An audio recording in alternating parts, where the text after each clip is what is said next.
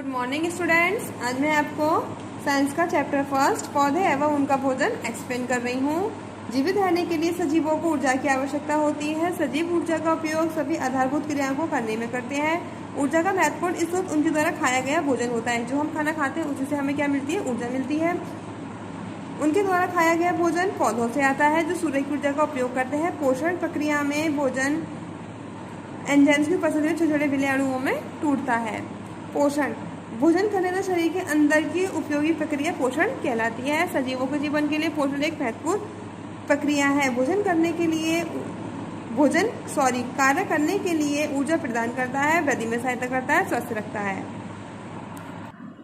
सजीवों में पोषण दो प्रकार से पाया जाता है। नंबर 1 स्वपोषण, नंबर 2 विषम पोषण। स्वपोषण सजीवों द्वारा स्वयं भोजन बनाने की प्रक्रिया स्वपोषण कहलाती है।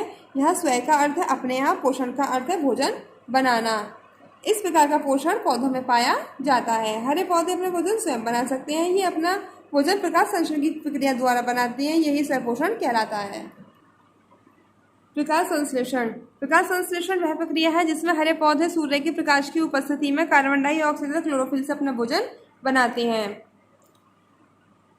भोजन बनाने की प्रक्रिया पत्तियों में होती है। इस प्रकार पत्तियों को पौधे की भोजन फैक्ट्री कहते हैं।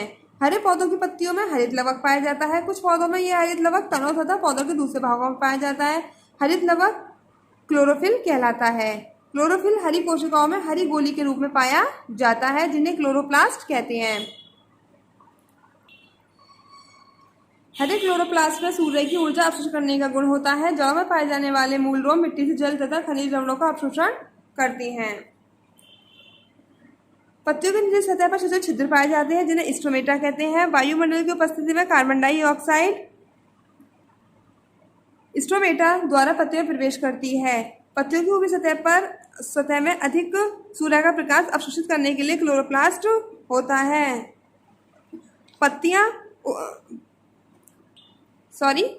में उपस्थित शिराएं प्रकाश संश्लेषण के लिए आवश्यक जल लाती हैं। प्रकाश संश्लेषण की क्रिया में बनी ऑक्सीजन को स्टोमेटा द्वारा वायुमंडल में मुक्त करा दिया जाता है। इस प्रकार प्रकाश संश्लेषण वायुमंडल में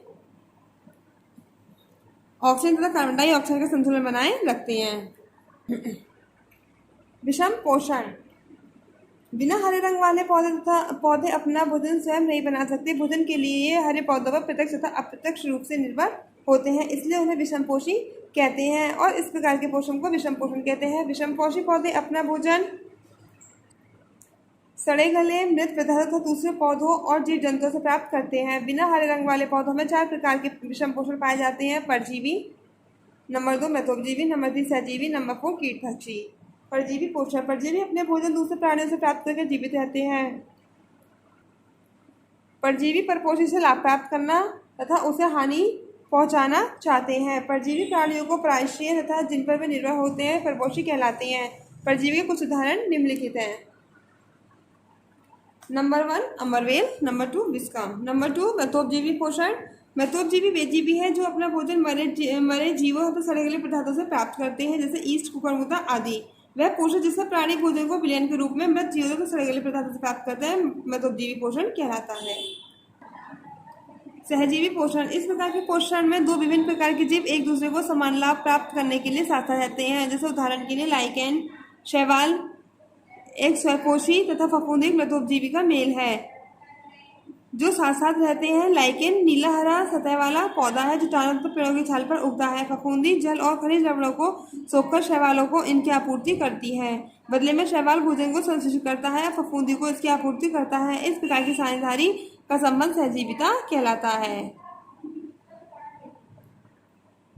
कीटभक्षी पोषण कीट पकड़ने वाले पौधों को कीटभक्षी पौधे कहते हैं। कीटों को पकड़ने के लिए विशेष तरीके से विकसित होते हैं। ये पौधे हरे होते हैं तथा अल्प स्वपोषी और अल्प परपोषी होते हैं। ये ऐसी मिट्टी में उगते हैं जो अधिक उर्वर नहीं होती। ये प्रकाश संश्लेषण में कीटों से प्राप्त पूरक भोजन से प्राप्त तत्वों का प्रयोग करते हैं। इस प्रकार के पौधों के उदाहरण घटपर्णी, वीनस फ्लाईट्रैप, यूट्रिकुलेरिया तथा रैफिशिया हैं। घटपर्णी में पत्ती रूपांतरित होकर घड़े की संरचना बनाती है। ये देखिए घटपर्णी का चित्र दिया हुआ, तो ये एक मटके के आकार की संरचना बनाती है। शेष पत्ती ढक्कन जैसी संरचना बनाती है। जो बची हुई पत्ती होगी वो ढक्कन बना लेती है। जब घड़े के मुंह को खोला और बंद कर सकती है। घड़े के अंदर बालों की संरचना पाई जाती है। इन बालों की दिशा नीचे की ओर होती है। जब कोई कीट घटपर्णी की ओर आकर्षित होता है तो वह इसके अंदर चला जाता है और ढक्कन बंद हो जाता है। तब घड़े से पाचक रस निकलते हैं और कीट को पचा देते हैं। इस प्रकार के कीट पकड़ने वाले पौधों को कीटभक्षी पौधे कहते हैं। कीटभक्षी पौधों के निर्धारण ब्लैडरवॉल्ड और ड्रोसेरा आदि है। आई होप आपको चैप्टर 6 समझ में आया होगा। अब आप इस चैप्टर को दोबारा से रीड करेंगे। Thank you.